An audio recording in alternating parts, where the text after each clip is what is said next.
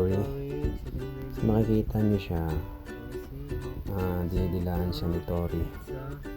So hayaan nyo muna siya na linisan ng kanyang anak, and then after niyang linisan, saka nyo na lang din ulitin na punasan. Importante yung nguso, yung ilong, mapunasan siya, matuyo siya, para yung bagong puppy is hindi siya lamigin. Ano yung pangalawang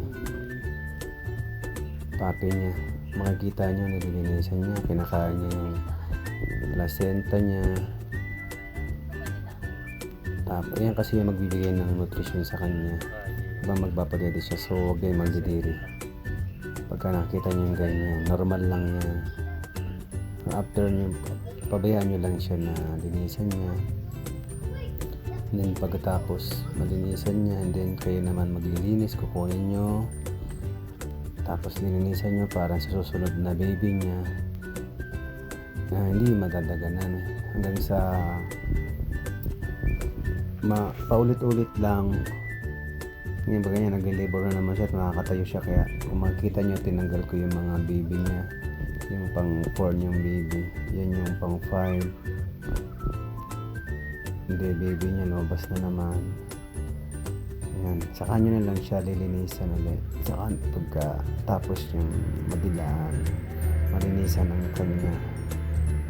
Ganyan, na paulit-ulit lang, kung ilan, kung 6, 7, 8, ganyan, paulit-ulit lang gagawin nyo.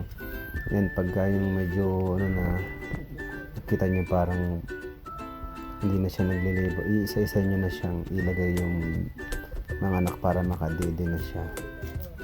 Yan, ganyan tulad ng ginagawa ng aking labi-labi, inaayos niya na. So nalinisan na namin yan, o na-check na namin, ganyan. Pwede timbangin nyo rin, tingnan nyo yung oras nung kailan lumabas para meron kayong record ilan yung check nyo kung ilan yung babae ng lalaki. So sa amin is 5 lalaki, 6 na babae lahat. So ganyan lang pag-aalaga, and then sapinan nyo na, nasapinan nyo na yan, bali yan na malinis na siya. Pag hindi kaya ng kanyang nanay na padidein lahat, so wala kayong choice kundi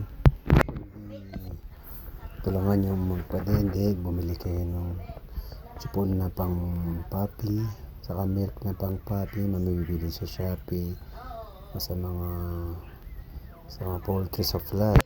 So yun lang po, hanggang dito na lang ang aking vlog. See you again. Sana may natutunan kayo. Okay.